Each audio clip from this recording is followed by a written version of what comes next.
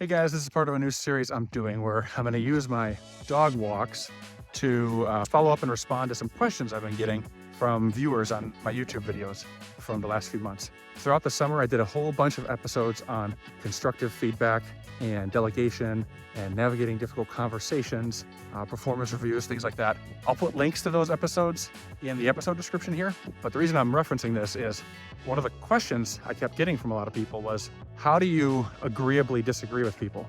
Or how do you tell someone that you disagree with them without hurting their feelings or without making it feel like a personal attack or without shutting them down? You want to keep the dialogue open and continue talking about this thing or problem solving. So anyway, where I'm going with this is people wanted some tools to do this. And I have a great simple tool that you can use on anyone. All it does is just requires taking a few things you're already saying in these situations and just tweaking the wording. Because in most times, if not all times, how you say it is way more important than what you're actually saying. So I'm gonna give you a simple tool. I'm gonna give you some examples throughout this episode. For the debate type topics, I'm gonna just use the Pepsi challenge as my example. So we'll say someone likes Coca-Cola that's arguing with me, and I like Pepsi Cola. So I'm gonna use that as the example just to kind of keep this simple, clean, straightforward, and easy to understand. To show you how this works, this tool, I'm actually gonna do it the wrong way first.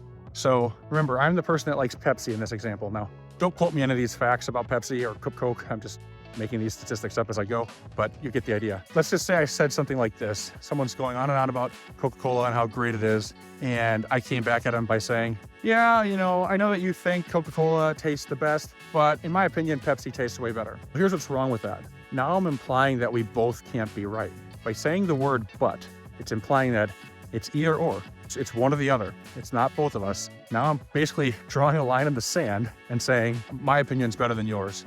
And I'm calling attention to the fact that my opinion is different than theirs. All because I just said that one simple word, but. But is a dividing word. It's a divisive word. It means that these two things aren't together. It's a word that counteracts the previous statement. No offense, but you look really ugly in that shirt, right? That but doesn't really do anything. Where I'm going with this is you want to replace the word but with the word and. So now just hear how different that same statement sounds when I use the different word in the middle. No, I hear what you're saying loud and clear. Coca-Cola has a very unique flavor and no other soda in the world tastes like it. And I also think Pepsi is great too, because Pepsi's branding looks really great and I love the color blue. Again, I said these were dumb reasons, and obviously Coca-Cola's branding is better than Pepsi. What I'm really trying to do is point out here how that message sounds so much different. So just to compare and contrast, oh yeah, I hear what you're saying about Coca-Cola, but Pepsi's better.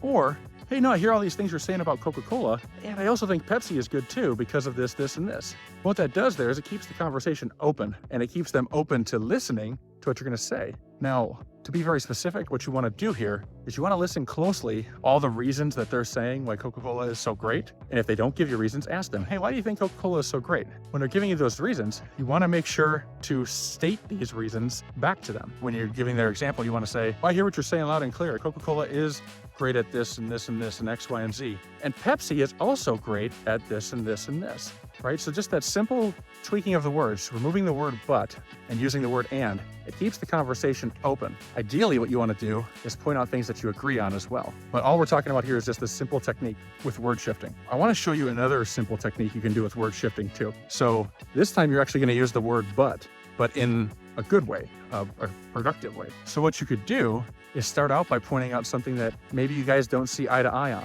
but then use the but to cancel that out and point out the thing that you do agree on. So for example, you could start off by saying, no, I understand your point. You feel that Coke's flavor is unmatched, but I do 100% agree with you that Coca-Cola does have the best branding and it's unmatched. You can use that as a point, as a way to find common ground. You're basically canceling out that thing you disagree on by doing it this way. If you're watching this, what I want you to do is just try out that simple technique, just to quickly recap it. You want to recite their examples back to them, then say the word and then recite your examples of how you disagree.